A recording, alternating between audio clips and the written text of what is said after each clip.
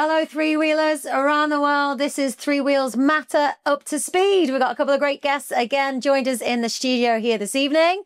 But just before we get on to those guys, a cheeky plug, if you will, we've got motorisle.shop with this discount code for you for the new merchandise modeled by ourselves. You've got TT 2025 and you can get 10% off with this discount code. So go online, purchase a piece of this fine new merchandise. You've got all the stuff from last year there as well, so take advantage of it, or head in to see the guys on the stall. You might even get to see one or two of the presenters as well in there. Go try the clothes on and purchase your goods. All right, so without further ado, how are we doing, Hailey? Right, thank you. Good to be back in the studio. Absolutely, yeah, especially with this new merch. It's cracking these weeks, though. Yeah, very nice. Sorry. Anyhow, so tonight we have got Lee Crawford and Scott Hardie, number 4 plate of this year's TT. Lads, how are we doing? Welcome.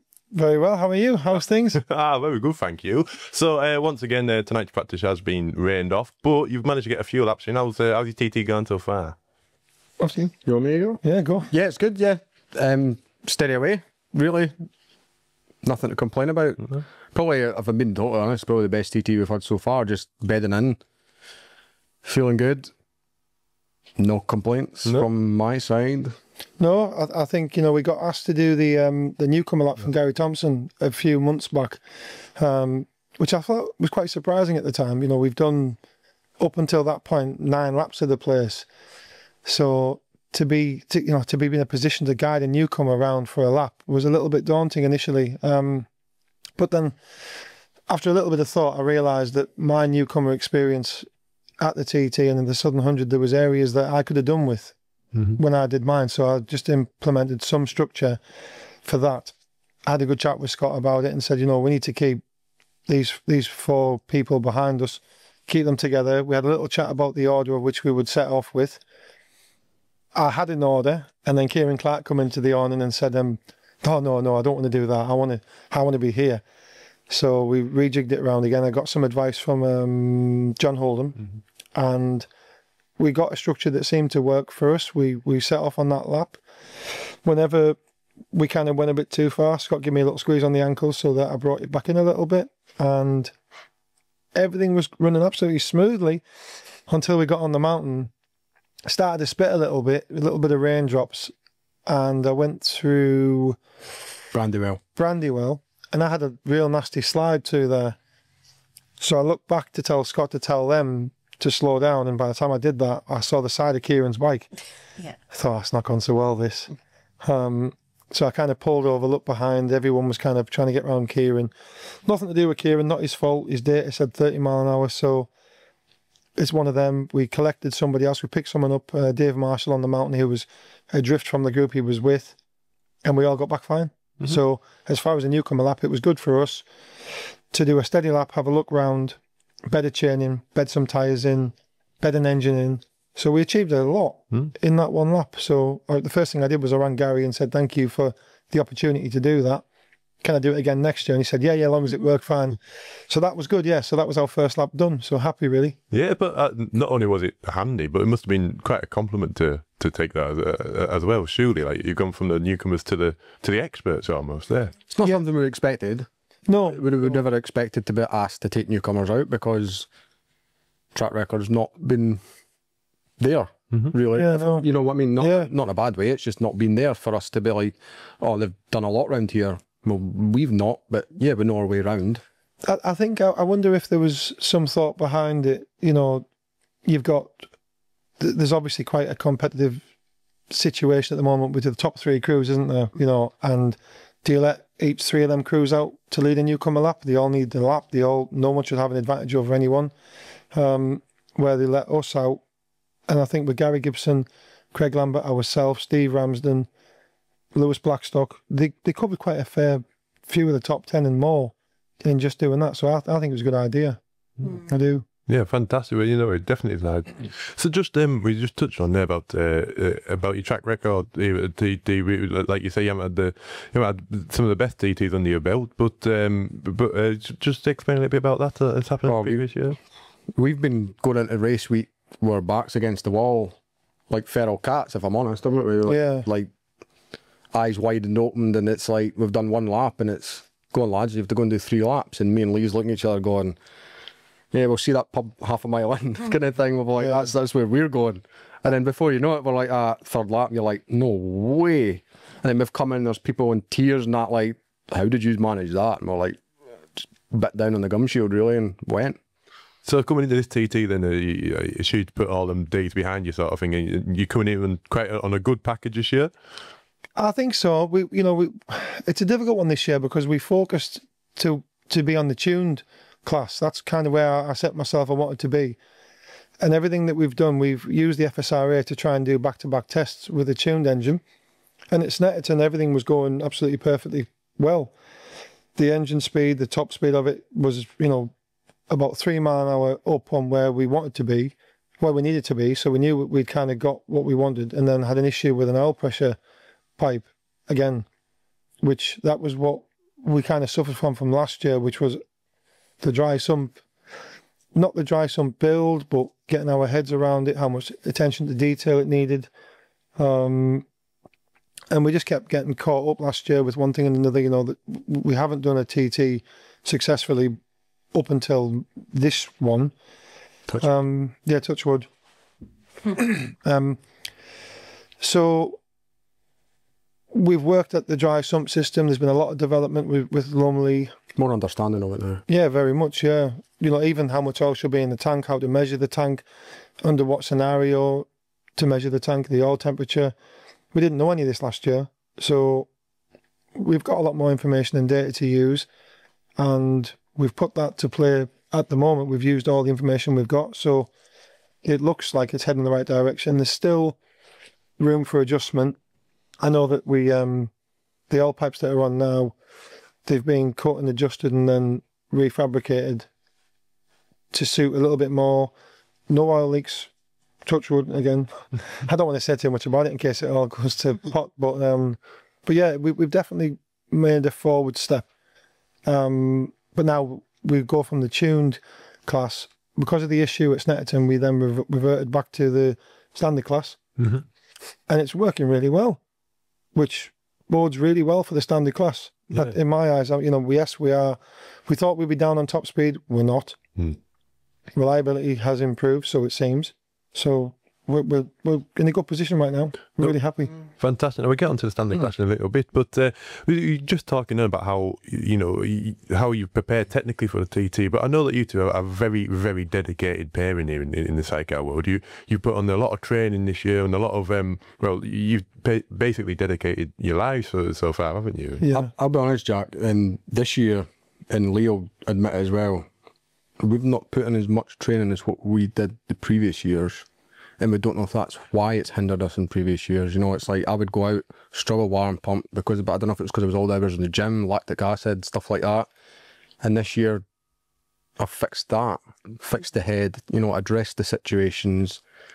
And Lee's just level-headed as well and just went, nah, we're not letting it get the better of us. And yeah, fully agree. Yeah, He's absolutely. been committed, but not as rigid. Yeah, it sounds silly to say that, but it's like, because obviously there'll be people out there that have committed in gym and hours and hours and hours, which I've done that myself, but then work takes over. Like Lee's prep work takes over. He's got Lucy, I've got my work, and it's like there comes a you know yourself from the farm and stuff like that. It's just like, where do you fit all this in? Is that a lot of plates to spin, sort of thing? Yeah, and it's just like, right, okay, let's just wind it back. Let's just go level-headed. Let's just calm it down, and just clean slate, start again. Does that not? Please, just sorry, no, go on. I'm just thinking what Scott said there. This time last year when we come to the island for our little holiday that we do and come for, we were sat in here, and I think Scott must have been around the 69 kilo mark, which is obviously a normal race fit. Good for him to get down to that weight because not a lot of people can. How tall are you? 6 foot. Wow, yeah, that's You know what I fantastic. mean? Yeah. And I was down at like 84 kilos for a 6'7" guy. We had that argument at Snetterton, didn't we? Yeah. Bob Dawson. Where this year well, what are you now? You must be. Weight? Yeah. 68. So he's a kilo less, but I'm about 5 more. And yet, on the UK FSRA, we've been faster this year than what we were last year. Not as reliable in some scenarios, but we've been messing around a lot with different things. Our focus isn't so much on the British Championship or anything, it's on this. to try and get an engine in a package that is as quick as it needs to be in a straight line, but be reliable. You know, so we seem like we're somewhere near now. Yeah, so, and that must boost your self-esteem a little bit more, thinking that it's not like you have to do this, otherwise I won't be good enough. It's like I am going to be fantastic. So you're going into this thinking that, if you see what I'm saying. But see, trying to accept that, knowing you've not like know you've not tried all those hours in the gym. See, to be like, no, I'm good enough to do that because obviously what we're in a way our pedigree before. Do you know what I'm trying to say? Yes, I do, exactly. Not to sound like that, but it's like, yeah, but then you still come here going, Jesus, I've not done anything. You know, is that going to hinder me? And then you start sweating, and it's like the best thing that ever happened to us were those 2 laps in practice. To then delete that, then last night to release us, and then tonight was just going to be like, let's go, wasn't it? Yeah. It was just going to be, let's step this up, let's start. We've definitely got a different, the forward momentum that we've got this year is planned, and there's certain things we've put in place together that I think last year our first lap was 113 dead out the box, you know, first lap, which is fine. That was the only lap as well. Yeah, that was our only completed lap. Wow. And then we went from that 1 lap to race 1. We'd never completed 2 laps before, now we've got to do 3. And then in lap 1 we did 114.5, 115.3, 115.3, which is all well and good doing it, but we don't have the experience or the laps under our belt to do that. You know, I made certain decisions last year on track. There was a move with John Holden that I don't regret doing it, but with more experience I would have maybe left it until Parliament Square. But I'd followed him for 2 minutes or something in my head and thought I'm losing time. When you look at the result, I lost 10 seconds was the difference between 5th and 3rd. Yeah. So in hindsight, I wouldn't have changed it, but at least I know what I'm doing more now. So we've got a little bit more experience behind these sort of situations that give you this experience, isn't it? We've completed every lap that's been available to us. Up until this point on the TT, we've done everything that we can do. So, and may I say, fantastically as well. We've seen some footage from yesterday. Yeah, we've got to talk about that pitch. Have a point you were just discussing earlier. So, if you don't follow them already, get following Crawford Racing on Facebook and across Instagram, everything. Lee of Crawford, of course, your Instagram too. Yeah. But you posted that picture. It's a comparison, the same shot from last year to this year. Just explain and run us through, describe to the viewers what the narrative is behind that. I think with the Sidecar, obviously racing on the UK circuits, you can put the chair wheel over many things. You've got a little bit of grass and curbs here and there, but there's nothing really there. Just because you put something there and there's grass and a curb that's 6 inches too tall, doesn't mean you can't get over it. So this time last year, we realised that trying to corner on the layout that we have in comparison to, say, Ben's bike with the laydown engine and the high centre of gravity compared to the low centre of gravity, we have to come up with contingency plans to try and get round corners as quick. Yes, you can slide them on the rear, but using every single inch is part of the plan too. So last year I realised that I could get the chair over that curb. I didn't do it, I just went over the curb. I didn't actually go into the boundary of that. And I have seen Tim Reeves do it before, so I'm not the only one. Last night when I was following Ben over the mountain, I decided at the last second that I would just chuck it over the curb for a bit of fun. That's all it was just a bit of fun because I could. On the picture, there's one picture that looks iffy, but on the video it looks nice. So on the video it looks very controlled, very sliding, very collected, sort of thing, but very trained. There's a guy in a grey jacket who's watching it, and his reaction's really good. So my plan was to go and do it again tonight, and I will do it again. As long as Scott says he's okay with it. I'm fine with it, and yes, we are okay. Yeah, we're fine. Yeah, we're fine. It's just a bit of fun. As a passenger, though, when Lee decides to do something like that and put yourself over the curb or something, do you know he's going to do it? Can you feel it's going to happen? And like when Jack, do I have much say in that? I'm just let's go. But did it affect you at all? Did it? Nah, it doesn't feel. Put it this way, you should have been on board with us at the Southern last year. Nah, it's kind of, we were nipping curbs and that early on the lap, and it's just.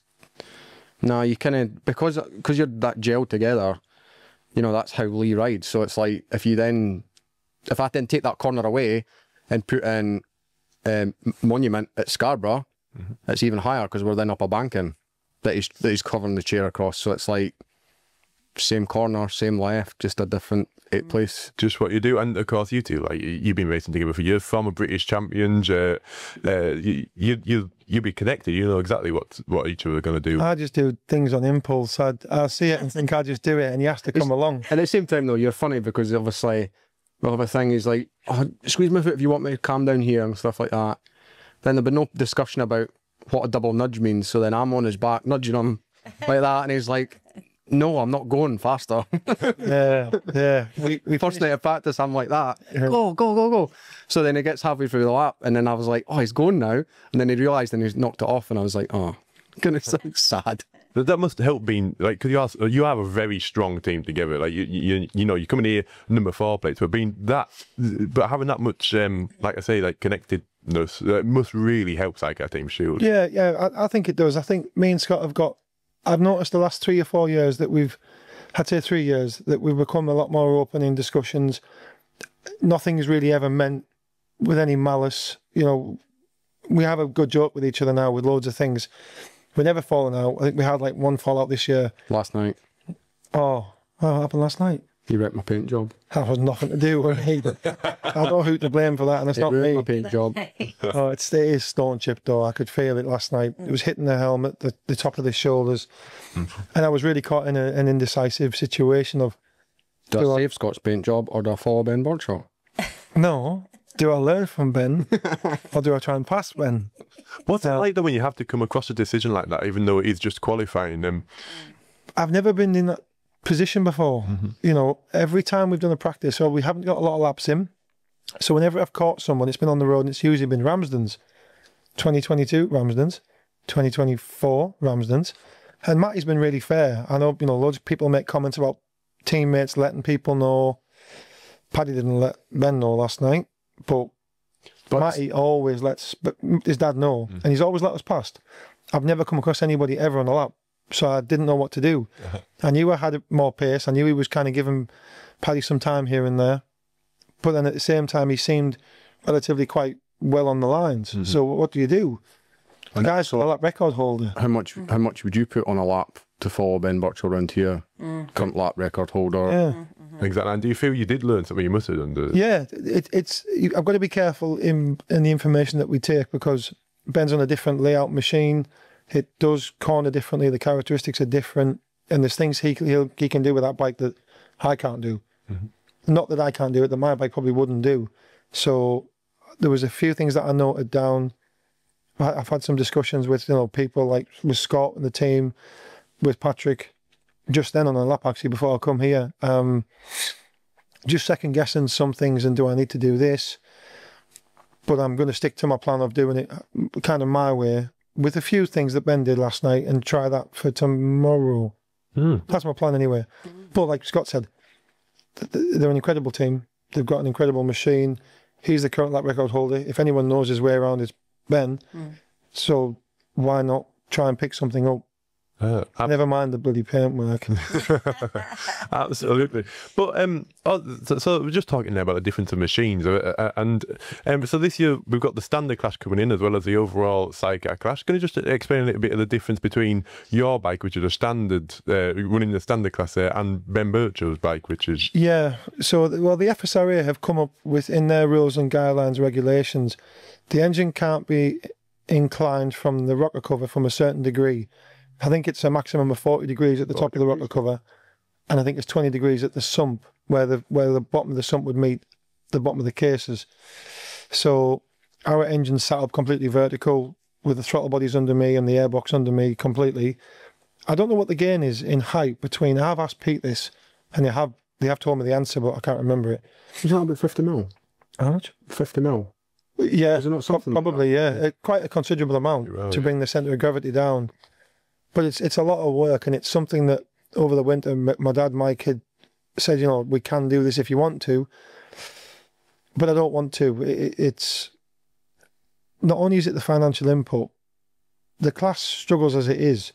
I'm glad that the TT organisation they must have given some aid for French teams and teams abroad overseas, with their insurance purpose and everything. I wouldn't. I think so, but I wouldn't be too sure. I think, yeah, because we had a meeting about this at the Southern 100 last year, and I think some insurance relief was going to be provided, some start money potentially given, or more to aid for ferries and everything. So whether that's happened or not, I don't know.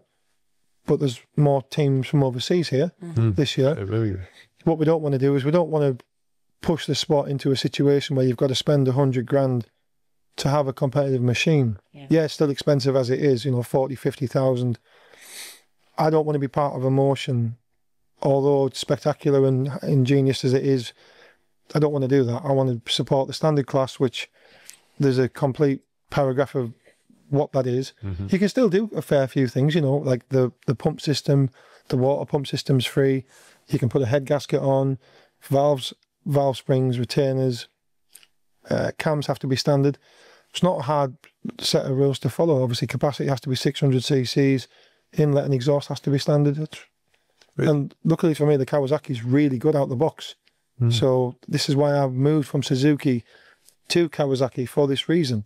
But I thought it was coming 2 years ago, or a year ago, sorry. Yeah, I mean, it's very similar to like the World Championship Formula One chassis. They all run on standard engine. It sounds very similar to what the regulations you were just listing off there. So maybe do you think this is the future, Sidecar, going back to a more disciplined class? It's difficult for us to. It's hard for us because obviously last year I had some tuned parts in my engines. I had a lot of issues with them. Even earlier this year at the British Round, we still had run stuff. You know, there seemed to be some issue with RPM and difficult. We've dialed everything down in the standard engine. We've got 150 miles on this engine. Doesn't seem to be any issues so far. It's cheaper for us to run this kind of spec engine. But I wouldn't want to say everyone who has a tuned engine that only has a tuned engine, it's going to be financially difficult for them to remove back to a standard engine. We were also talking on the way over, we sometimes find that when myself and Lee have a tuned engine in, we rely on the tuned engine to give us a lap time. Whereas in like Snetterton, we had no option but to put in a standard engine in, and then we had to bring us to get the lap time. You know, it's like the typical thing, you're like, oh, we'll just use the power. You know, and then it was like, no, we had to provide that lap time. And I think that's what happens in the world. You know how the lap records are keep going and going and going and going. I think it's just the driving passenger finessing everything and just working it down. Can we just talk about that lap time at Snetterton though? Just briefly, just touching on their British endeavours. So a couple of weeks ago, you were at Snetterton in the British round, and you did a blistering lap time around the Snetterton 300 circuit, didn't you? Yeah. To 2 minutes and 2 second point. 2:08 was it? Yeah, it was. Yeah, and like that's outstanding. That's not heard of in the Formula 2 class. And that was on a standard engine. So yeah, completely. Obviously, that puts you on very good stead going into this competition. That's one thing that I picked up at Snetterton when we set off in third. A bit of a bad start. I'm notorious at the moment for bad starts with these Kawasaki's. Suzuki's weren't a problem, but Kawasaki's, I seem to just find a way to wheel spin it off the line. We'd come behind Todd, I think it was 2 laps in, and it was a similar pace. So, you know, Todd on Honda, a Yam. Honda. So it was a very similar pace to Todd. And then we'd caught Steve Kershaw up, and it had a bit of an edge on Steve's. So straight away, we left Snetterton with a real fast lap time and what seemed to be a really quick engine in standard form, which kind of left me second guessing everything. We looked at the data from that race to the practice sessions, and it was 3.5 mile an hour slower. So I know if I'm well in the straight line, a standard engine's slower than a tuned. And just so you know, Snetterton has 2 of the longest straights in the country on the same circuit. It's a very, very fast circuit as well. It was like 138.9 in the tune to 135. Wow. So there was a loss. There was a big loss. Yeah. But I've got no answer to why it was quicker, but it was slower. And then again last night, 150.9 in the speed trap, 150.8 maybe, 3 mile an hour faster than we've ever gone. Wow. Which I have no idea. Standard, yeah, I don't know. Wow. So, but like that, yeah, I just got to keep you smiling for the rest of the week, though. Surely. That's what I mean. It's like, is it myself and Lee's bringing that because, you know, you drove really well at Snetterton. You passenger really well at Snetterton. Yeah, but you know what I mean, as in, I was just gotta say, like, He won't say that at the time because at the time I was trying to distract him and I was silly doing, wasn't I? So last lap, you've done snap. It wasn't just last lap. Well, last lap I noticed it. And you go through turn one, the right hander, and you go through another right, you double back on yourself. Yeah. First left, second left. Yeah. That second left hander there, as we're coming through that. A hairpin. Yeah, you double back on yourself. Yeah. Do you know the old Iresons? Yeah. I was out at the wheel arch sniffing the exhaust pipes. And he's waving at me. I'm like that. I waved to him. And then I see Lee, he's like, he knows I'm there, and you just see him going, I was so frustrated. And he was like, I was trying so hard not to look at you. And I was like, nah, Gilbert. Yeah, no. It's does it all the time. Oh, fantastic. But do you not think, though, like, as much as you're on the bike and you are being serious and you are trying to be professional, you can still have a bit of fun, can't you? You've got to, haven't you? We try and leave a topic of conversation every time we're on the bike. And last year was that close moment with the wall and passing John and Frank Clays. Then last night's was the getting the wheel over the curb. Which, to me, it's like Crawford grass cutting set. Yeah, not bothered. I said it, boys. Who put that on? I don't know, but then it was the other one with Dave. It was like, what was it? The caption was, Lee, the grass isn't even cut the bungalow, and it was, I'm on it.